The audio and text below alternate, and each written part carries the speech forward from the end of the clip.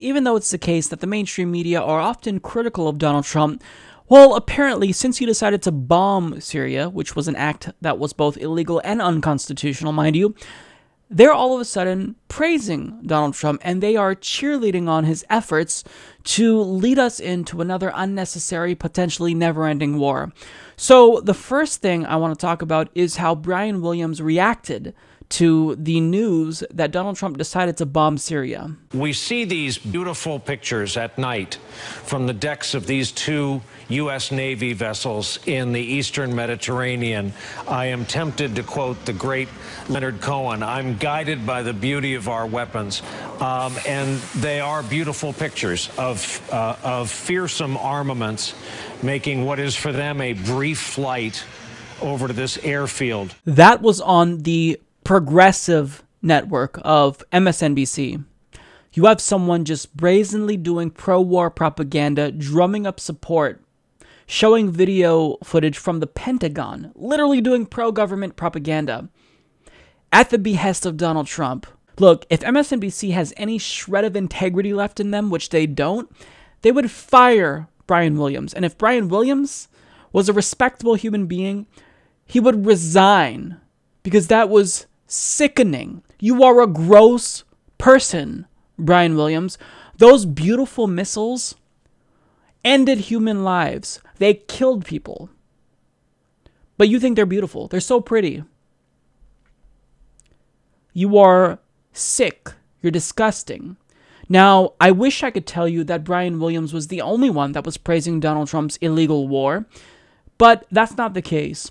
So according to Fairness and Accuracy in Reporting, 5 top papers ran 18 opinion pieces praising Trump for bombing Syria, and 0 were critical. And some criticized Trump, but because they weren't harsh enough. Now, this includes media outlets such as the New York Times, the Washington Post, the Wall Street Journal, USA Today, Daily News, and they explain cable news coverage was equally fawning in the hours immediately following the attack. MSNBC had on a seemingly never-ending string of military brass and reporters who uncritically repeated the assertion the strikes were proportional and limited. MSNBC didn't give a platform to a single dissenting voice until 4 hours after the attacks began, when host Chris Hayes, according to his own account, had on 2 guests opposed to the airstrikes in the midnight slot. CNN's resident serious military person, Lieutenant General Mark Hertling, repeated over and over, seemingly on script, that the strikes were bold, tactical. CNN's Fareed Zakaria gushed praise on Trump Friday morning, telling host Alison Camerota, "I think Donald Trump became president of the United States. This was a big moment.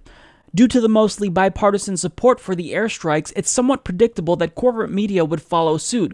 No need to debate the morality or utility of the strikes because the scene played out per usual. Dictator commits an alleged human rights violation, the media calls on those in power to do something, and the ticking time bomb compels immediate action, lest we look weak on the global stage. Anything that deviates from this narrative is given token attention at best." They are doing pro-war propaganda at the behest of the Pentagon, at the behest of Donald Trump's White House, when they're supposed to be the 4th branch of government.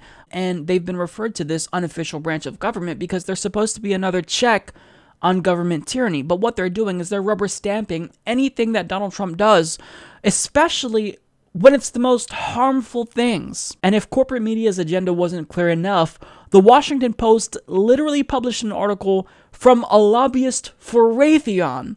And Raytheon, if you didn't know, is a defense contractor that manufactures Tomahawk missiles. Donald Trump was basically praised universally from the media and both sides of the political spectrum. And as a result, this became very dangerous because Donald Trump now feels emboldened by the praise that he's getting, and now he's trying to rake in more praise by being more militaristic. So CNN explains the U.S. military dropped America's most powerful non-nuclear bomb on ISIS targets in Afghanistan on Thursday, the first time this type of weapon has been used in battle, according to U.S. officials. A GBU-43B massive ordnance air blast bomb MOAB, nicknamed the mother of all bombs, was dropped at 7:32 p.m. local time, according to 4 U.S. military officials with direct knowledge of the mission. A MOAB is a 30-foot-long, 23,600-pound GPS-guided munition. President Trump called it another successful job later Thursday. So note the language that he's using there. He said this is another successful job, basically saying, all right, guys, I did it again. I bombed another country. I'm now looking for my praise. Can I have that again?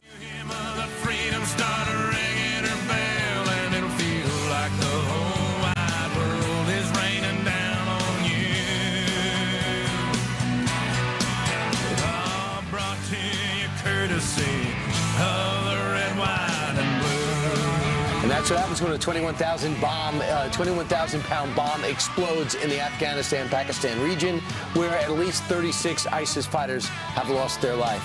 That's right. Welcome to the final hour of the week on Fox and Friends. And guess who's here? Do you recognize him? Geraldo Rivera. Hey, Geraldo. Geraldo, that video's black and white. Good morning. That is what freedom looks like. That's the red, white, and blue. Well, one of my favorite things in the 16 years I've been here at Fox News is watching bombs drop on bad guys. Now, because of the recklessness of the mainstream media, who's supposed to be a check on Trump's power, he feels emboldened. And here's my question. What's next? Is he going to drop a 1 kiloton nuclear bomb? And then we're going to say, well, it was only a 1 kiloton bomb. And then will he start dropping more? Bigger bombs?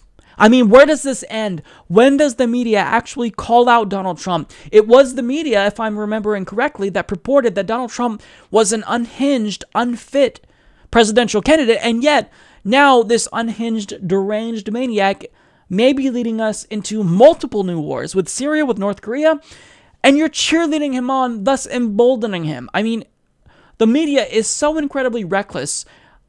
I don't even, there are no words to really articulate just how destructive the media is as a force. And this is why trust in the mainstream media is at an all-time low. They criticize Trump, but then as soon as he bombs the country, all of a sudden they love Donald Trump. They praise Donald Trump. This is sickening. If a government wants to do another war, then the media should be giving the utmost amount of scrutiny at that time, especially considering the U.S.'s track record with foreign invasions. But they're not doing that. They're complicit. The media is completely useless. With this level of propaganda, I don't see how we can ever avoid another unnecessary, never-ending war. I just don't. Support this podcast by joining the independent progressive media revolution today at humanistreport.com.